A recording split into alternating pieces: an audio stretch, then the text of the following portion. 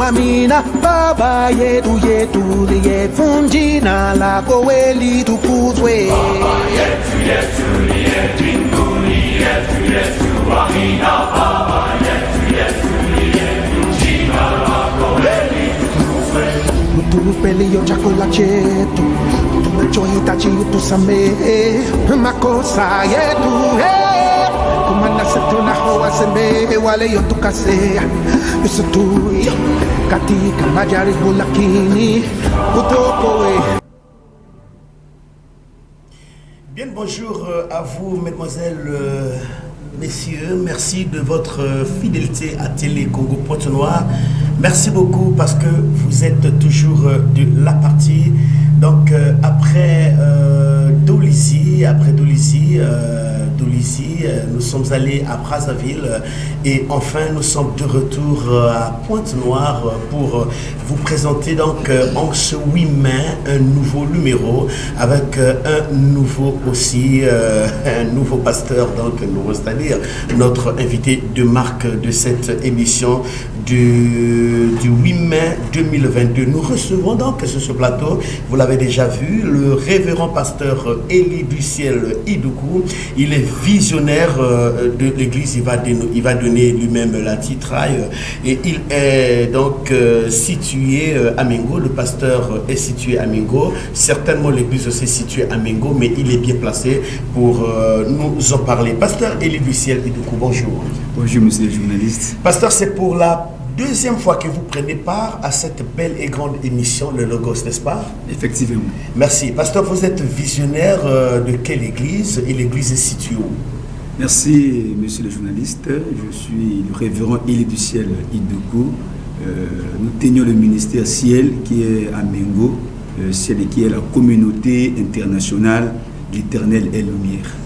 Voilà, donc l'église est située à Mengo et après donc le péage, c'est bien cela. Après le péage de Mengo. Voilà, alors pasteur Élie du Ciel Idoukou, c'est pour la deuxième fois que vous prenez part à cette grande et belle émission. Ma première question, j'aimerais d'abord savoir, pasteur Élie du Ciel, quelle est votre histoire d'amour avec le Seigneur? Ça sera la deuxième question. Mais qui est le pasteur Élie du Ciel Idoukou? Bien, le pasteur Élie du Ciel Idoukou, c'est le moindre de tous les autres. Nous sommes par la grâce de Dieu et ce que nous sommes, et nous sommes en train de travailler par la grâce du Seigneur avec tout ce que le Seigneur a mis dans notre cœur, et voilà ce que le travail que nous faisons de l'autre côté des Mengo là-bas. Voilà, merci beaucoup. Donc, on vient de comprendre qui est le pasteur Élie du Ciel Idoukou. Pasteur Élie du Ciel Idoukou, ensuite, ma deuxième question. Quelle est votre histoire d'amour avec le Seigneur? Un jour, le pasteur Élie était païen. Aujourd'hui, vous êtes pasteur. Alors, votre histoire d'amour avec le Seigneur, ça s'est passé comment, où et quand? Merci pour cette question pertinente. Notre histoire avec le Seigneur a commencé dans les années 2000, là où nous étions encore très jeunes, surtout très jeunes. C'est de là-bas où le Seigneur nous a pris, et depuis cette année-là jusqu'à aujourd'hui, nous étions au pied d'un Père en train de travailler sous son onction jusqu'à ce que le Seigneur va faire grâce un jour. Il nous a appelés comme le jeune Samuel qui était au côté d'Élie. Le Seigneur nous a appelés et nous voici. Nous sommes là en train de tenir ce ministère que Dieu a mis dans notre cœur. Voilà, merci. Vous venez donc sur ce plateau avec une thématique. On peut déjà savoir l'objectif de votre visite ici à Télé Congo Pointe-Noire, plus particulièrement à l'émission Le Logos. Oui, nous avons une activité déjà qui pointe à l'horizon. C'est même la raison pour laquelle nous sommes ici. Nous avons une activité qui va se passer au mois de juin, du 2 au 5 juin. Donc un grand événement que nous préparons déjà, que le Seigneur a mis dans notre cœur. Nous voulons le partager aussi avec le peuple de Pointe-Noire. Voilà, on peut déjà connaître le thème de cette activité. Quel est le thème de cette activité? Oui, le thème de cette activité, nous avons intitulé L'ange m'est apparu. L'ange m'est apparu. Et pasteur Élie du Ciel Idoukou, pourquoi le choix de l'ange m'est apparu? Pourquoi ce choix? Bien, vous savez, le choix de ce thème, quoi. Quand nous regardons la parole de Dieu, il est souvent question des anges. En parcourant la Bible de Genèse, Apocalypse, nous avions trouvé au moins plus de 345 fois que le Seigneur est en train de parler sur l'apparition de l'ange. Donc l'Ancien Testament qui regorge beaucoup plus ces expressions-là, il a parlé au moins 180 fois sur les apparitions de l'ange. Et le Nouveau Testament, on a parlé environ 65 fois des apparitions de l'ange vis-à-vis des hommes, vis-à-vis des femmes, vis-à-vis d'une tierce personne que le Seigneur voulait vraiment utiliser. Donc, vous disiez, le thème, c'est l'ange m'est apparu. L'ange m'est apparu. Et quand vous dites ça, l'ange m'est apparu, est-ce qu'il y a un exemple biblique en ce qui concerne donc cette thématique?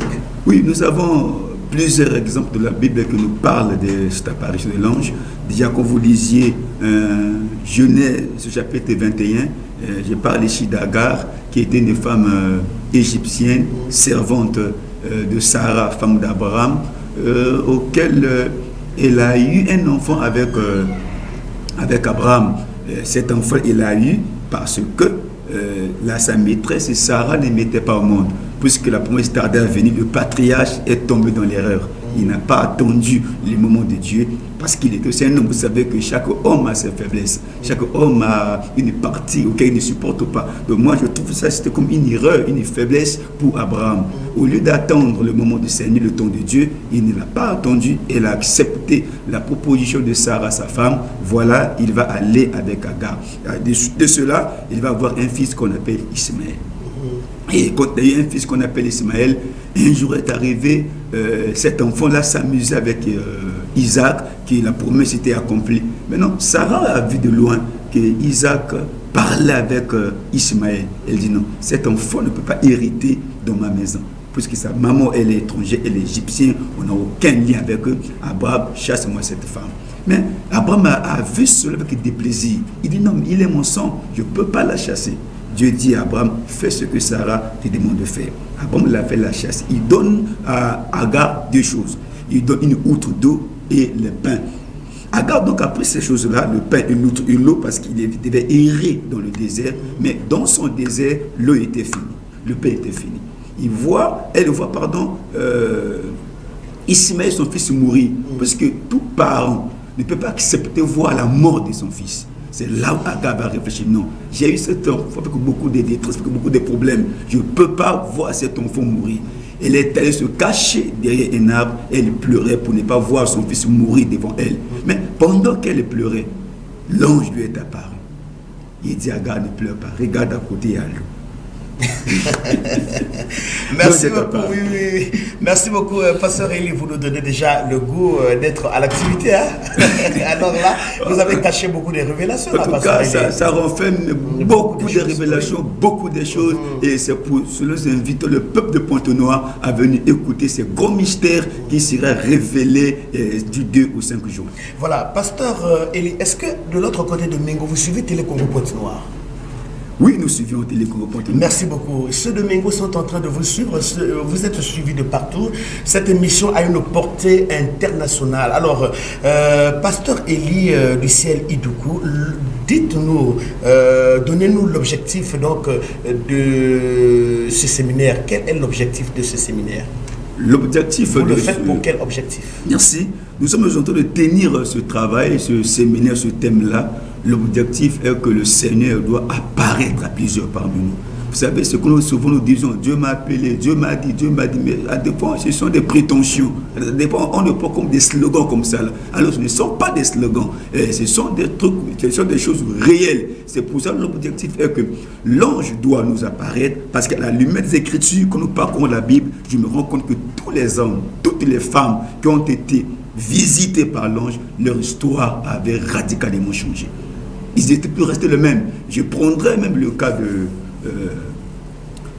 Zacharie, qui officiait dans le temple, dans sa sacrificature, mais il avait un problème.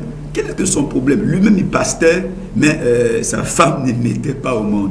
Sa femme était stérile. Et alors, moi, je me disais toujours dit, si Zacharie était à notre temps aujourd'hui, et que Zacharie travaille et que pasteur sans enfants, on devait les qualifier de francs-maçons, on devait les qualifier de sorciers, on devait les qualifier d'un féticheur. Comment un pasteur peut ne pas avoir des enfants? Mais malgré cela,